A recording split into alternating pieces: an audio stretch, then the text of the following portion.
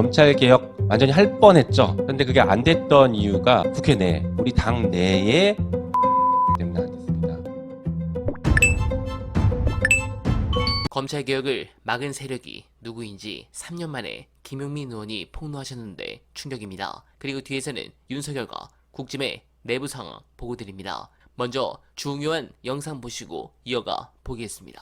검찰 개혁 완전히 할 뻔했죠. 수사기소 완전 분리할 뻔했잖아요. 그런데 그게 안 됐던 이유가 그 당 외적인 반발 때문이 아니었습니다. 다시 말해서 그때 검찰 개혁을 주도했던 이제 세력들이 이제 철험회고 저 황우나 최강욱 이 세 명이 굉장히 이제 세게 주도해서 갔는데 저희가 뭐 검찰의 반발을 무서워할 사람이 아니잖아요. 검찰총장이 찾아서 만나달라고 하는 것도 안 만나버렸거든요. 그걸 무서워서 이게 주저하고 안 됐던 게 아니라 국회 내, 우리 당 내의 반대 세력 때문에 안 됐습니다. 저는 이걸 검찰 네트워크라고 여전히 부르고는 있는데 그 민주당 안에 있는 검찰 출신들입니까? 꼭 찍어서 얘기를 할 수는 없습니다. 굉장히 쉽게 약한 고리들이 있어요. 뭐 수사받고 있는 사람이랄까 뭐 이런? 뭐 그럴 수도 있고 결정권을 가진 사람한테 되게 약한 고리의 사람들이 접촉을 합니다. 아주 친해서 거부하기 힘든 사람들.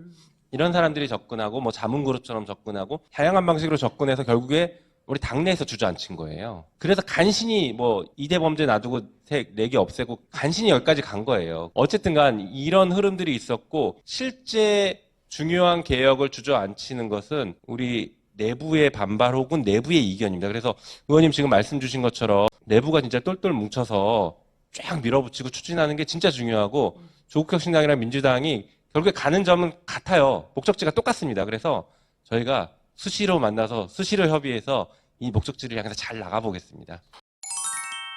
네, 절대 이번에는 검찰에 당하지 말고 반드시 해체시켜야 합니다. 그리고 저 내란 세력들도 반드시 참교육을 해야 합니다. 윤이 극렬 지지층 격려, 고무에 전념하는 건 그게 자신을 파멸해서 구해줄 유일한 길이라고 믿기 때문일 겁니다. 먼저 극우가 결집해 탄핵 반대 여론이 커지면 파면 결정도 뒤바뀔 수 있다는 신라 같은 희망을 품고 있는 것 같습니다. 또 2차적으로는 설사 파면 결정이 내려지더라도 극우 지지를 받는 국힘 후보가 당선되면 내란죄에 더해 사면을 받고 풀려날 수 있다는 계산도 깔려 있을 겁니다. 물론 지독한 망상입니다. 무슨 수를 써도 헌재 파면은 피할 수 없습니다.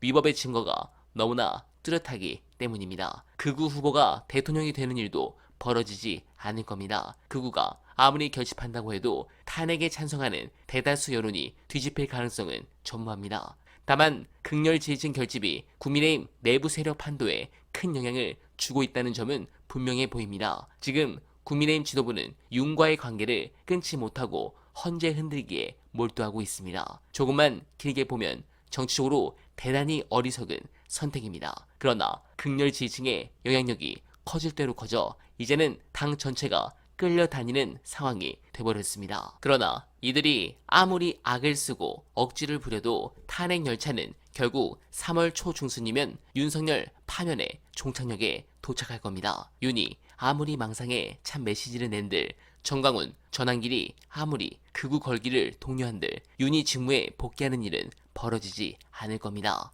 또 일단 파면이 결정되면 윤은 빠른 속도로 영향력을 상실할 가능성이 큽니다. 그리고 그 순간은 이제 10일 정도밖에 안 남았고 빠르면 이번 주 안으로도 가능합니다. 하루빨리 그날이 다가오길 기원하며 어나면은 오늘도 최선을 다하겠습니다. 여러분 고맙습니다.